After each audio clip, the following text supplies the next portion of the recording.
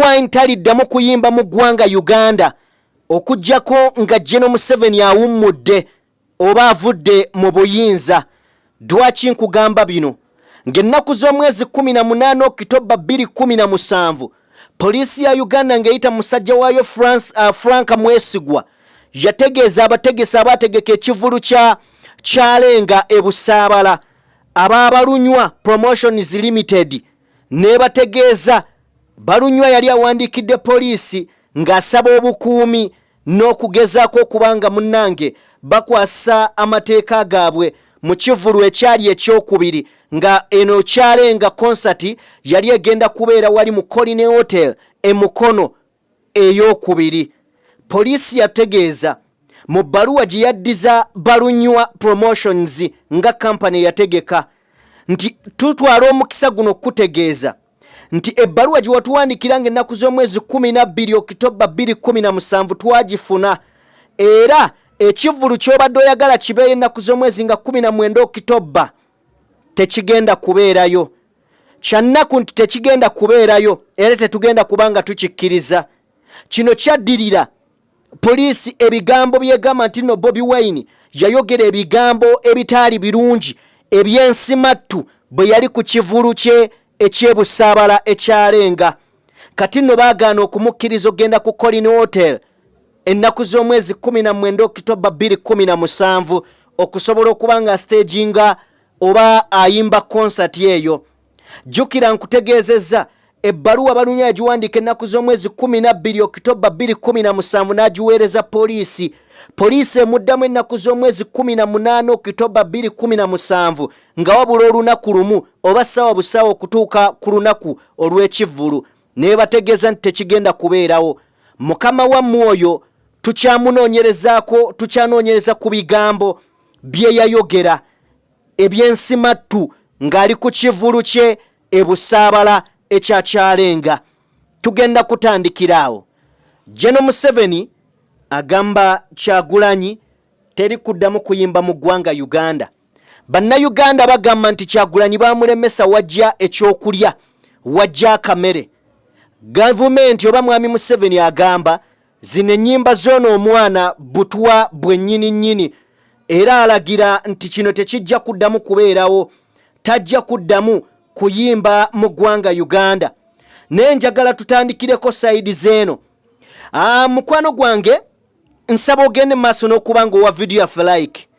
Mu ngeri y'emu genda maaso n'okuba ng'osubscribinga.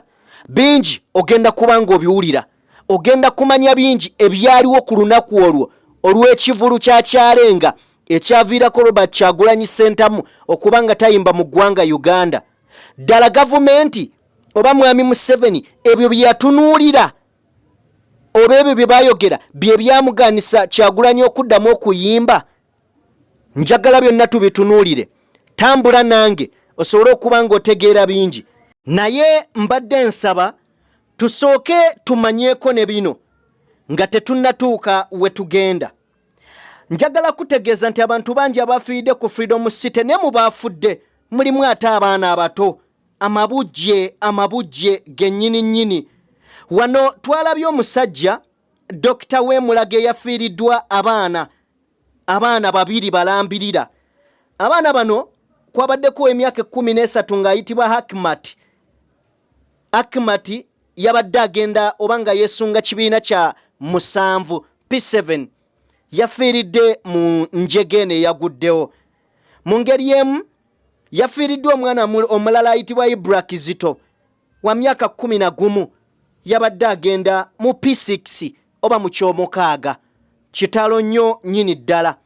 Mu ngeri y'emu waliwo famire endala naye yafiiriddwa omwana wa myaka 10 gyokka ku Freedom City.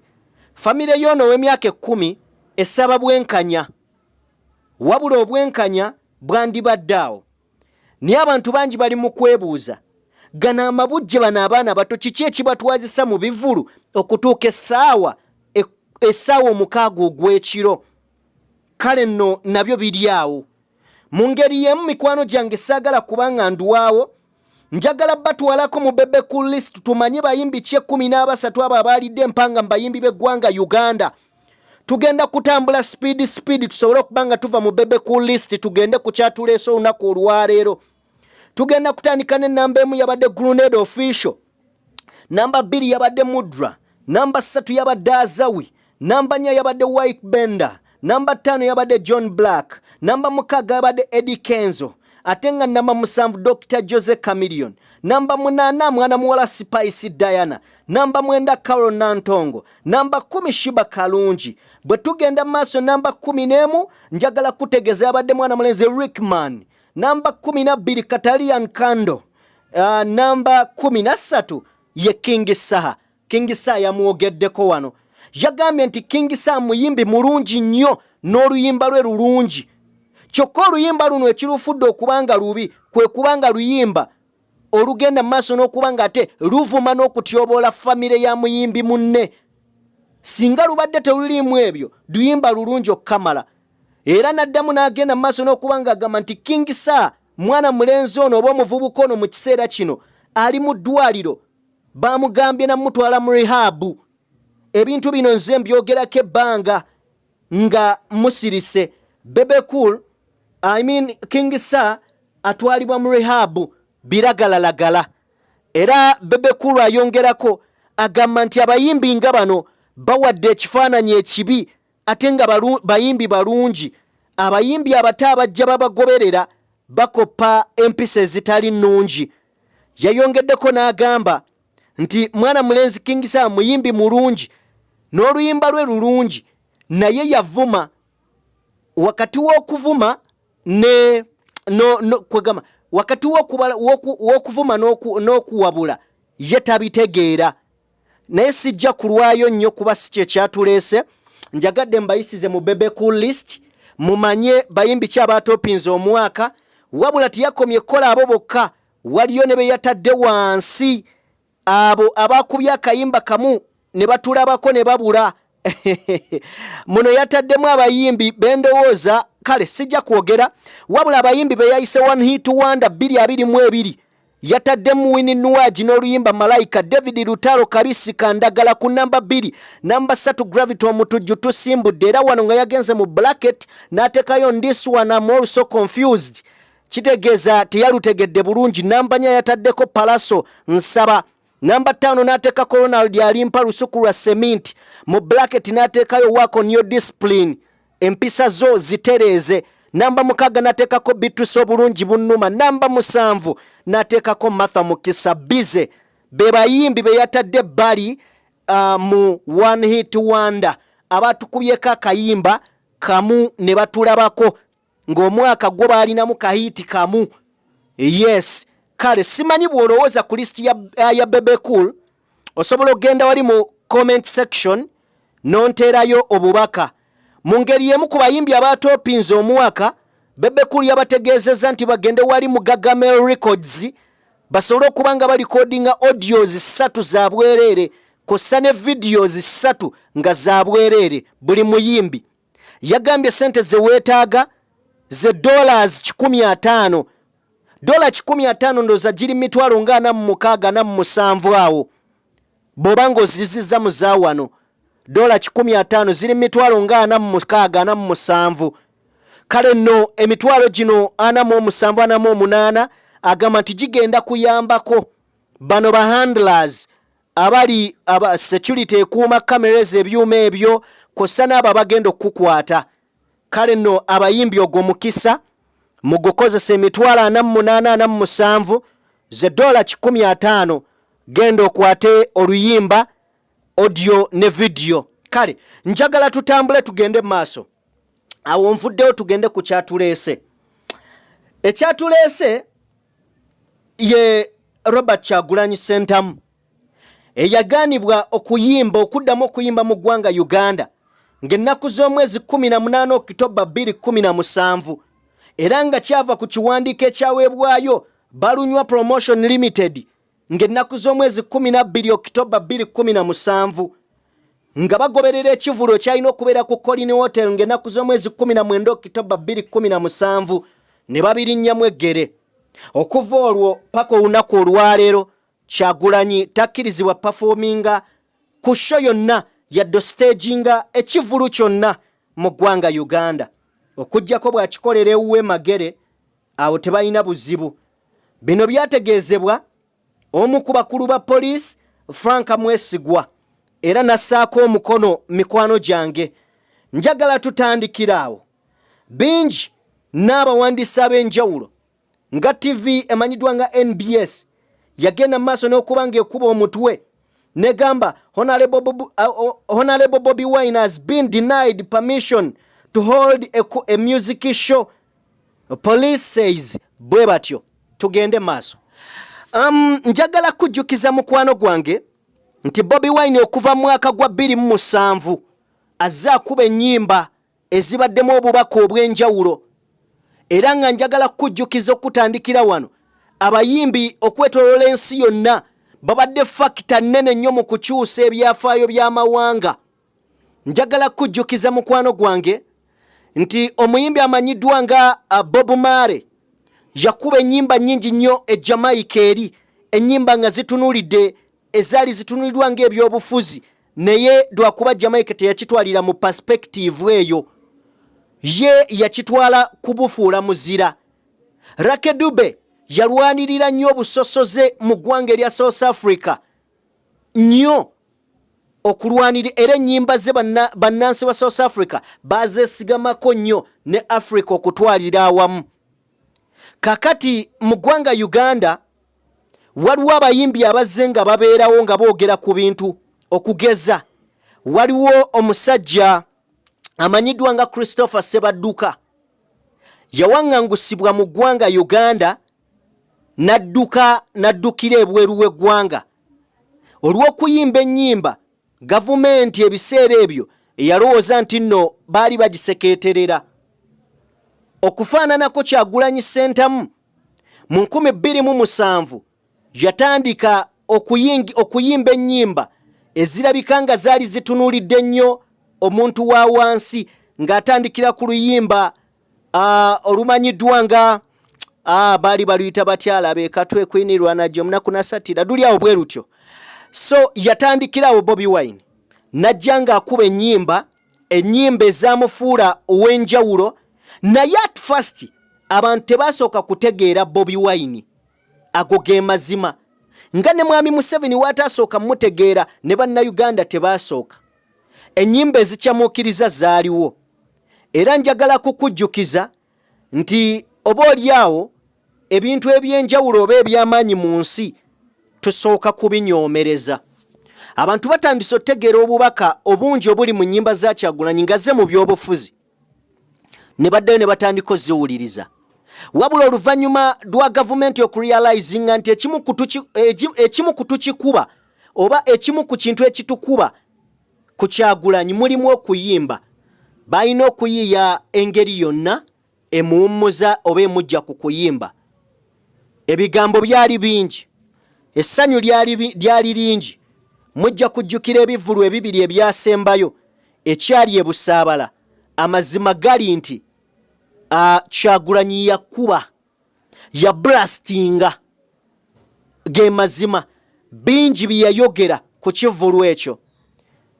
Mu ngeri y'emu yaddamu n'alabikako mu nkuuka eya 2018. Yes, 2017. Enkuuka eyo nayo yali massive. Yakuba nga bw'okiwulira.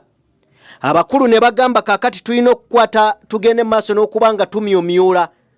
Era ebbaluwa yatandika ng'ebyali bisaaga. Bamuganye okukola ekivulu ku Colin Hotel wali emukono eya nga 18 Oktoba 2017. Abantu baali bamanyi byakusaagamu. Amazima gali nti baali bamugobera ddala ku kuyimba. Era kati eggwanga lyakkiriza nti Kyagulanyi takyasobola kuyimba mu ggwanga Uganda. Ekyo kituufu. Njagala okujjukiza nti okuyimba kuno waliwo omuyimbi yagamba nti tosobola kuyimiriza music kubanga buli wamu waali. Ababaddeko olunaku lwajjo nakugambye nti amagye oba poliisi weeba traininga, we baba traininga, ennyimba nkulu nnyo.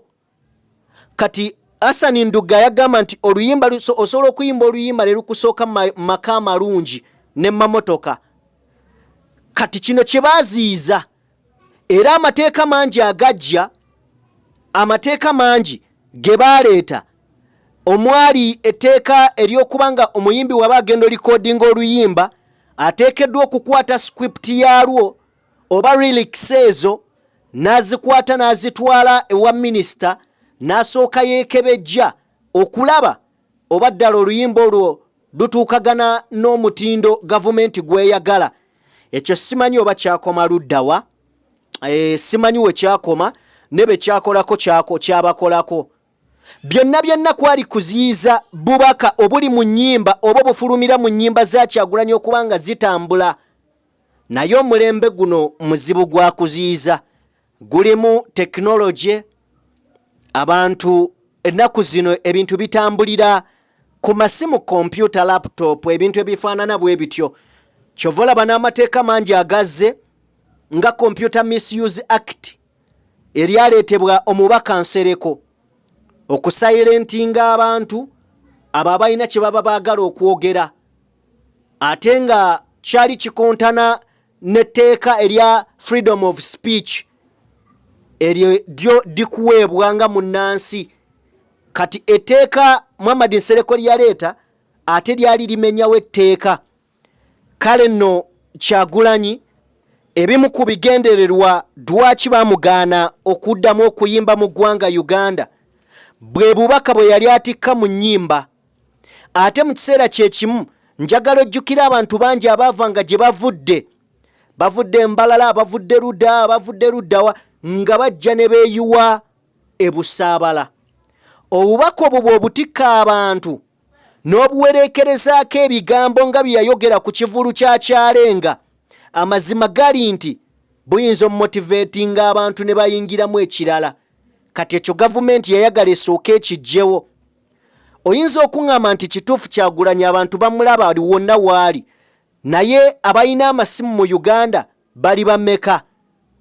Bw'omala okumanya omuwendo gw'abantu abalina amasimu, buuza abalina smartphone abasobola okugenda ku YouTube oba Facebook balabe ebintu bino, bali bameka? Abaffe abo abalina smartphones balina data asobola balabisa ekintu kyayogera Kyagulanyi, era bameka abalina data asobola okubayamba? Kale nno buli waakusalako oba we baamusalako ebifo ebyo okutuuka okupafomingira mu bifo eby'enjawulo mu ggwanga Uganda, baamutemako abantu abamu. Mu ngeri emu oba endala tulina abantu baffe bangi mu byalo mbutuufu bali ignorant, tebalina kye bamanyi. Kati singa oleka Kyagulanyi agende mu kyalo ayogerereyo ebyo ebigambo, b'okuumidde eyo kuba omulembe gw'abadikiteeta bwe kye bakola ekyamaanyi, kuumira abantu mabega, kuleetera gwe butamanya. Olowooze kimu eddembe weeriri. Kaakati abo abantu abaabasazeeko bonna tebagenda kutegeera nti Kyagulanyi ne bw'anaayimba oluyimba kituufu lujja kutambula, oli awulire lumunyumire, naye obubaka obwo singa oli abuwereekerezaako ebirala oba okitegeera ate buyinza okukola ennyo amakulu. Kino nkikugireyo nti okitegeere. Kankikuwera example ku bulwadde bwa mukenenya obwa siriimu. Abazungu bwe baleeta mukenenya yaluma abantu mu Uganda. Yes, yabaluma. Naye okusinziira ku nnuma abantu yabalumamu, abazungu si kye baali baagala. Baali baagala abalume nnyo kusukkawo. Era bwe baategeera nti nno abantu siriimu gwe baleeta tabaluma kye baagala, tebamutegeera, baddayo ne bakubya ebifaananyi. Ne baleeta ebifaananyi omuntu ng'avunze, akutuseeko bino, akoze biki. Kati omuntu eyalabanga ebifaananyi ebyo nga bamusomesa obulwadde, nga bw'akwatibwa siriimu, ekifaananyi kyafuna ky'oli gwe baamulaga kuvunda, kyaleeteranga abantu okufa amangu. Kati siriimu, abazungu okuleeta ebifaananyi kyali kutya, okuleeta okutya. Bw'otya n'ennaku zo ziba ntono. Lwaki nkuleetedde kino? Nkujjira nti singa Kyagulanyi tebaamuyimiriza genda mbitundu bya Uganda ebyenjawulo ng'agenda ayimba, kyandibadde leero twogera birala, kubanga ebigambo ebyo bw'agenda e Masaka n'abyogera n'omukkiriza abyogere, n'avaayo n'agenda e Mbarara era n'ayimba n'abyogera, amazima gali nti newankubadde zino ennyimba baziwulira, naye bw'ajja n'atuuka mu kifo n'ateekako ebigambo bye, kuba musajja mugezi. Bw'ayimirira mu bantu amanyi ekyokwogera Kyagulanyi, ebigambo ebyo bw'abiteekako, oyinza okugufuuwa ng'oguzza munda. Kati mwami Museveni yagamba nedda baaba, akasajja mukayimirize tekaddamu okuyimba. Wakiri abaagala okulya bikakola bagende ku intaneti, nga Museveni akimanyi bannayuganda batono ku intaneti, n'abo abaliyo tebasobola kuwangalayo olwa data ali waggulu. Oba okitegedde bulungi?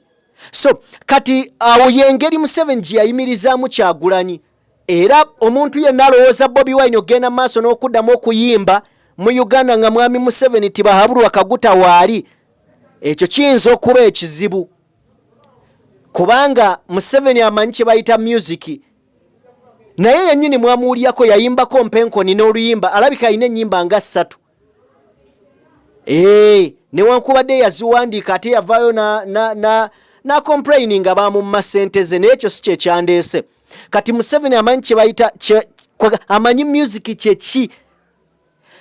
Bw'oba oyagala okukyusa ensi, amawanga amalala ag'enjawulo bakozesa bayimbi, kubanga message yaabwe etuuka wala, egenda wala, ate ewulirwa, yeesigibwa.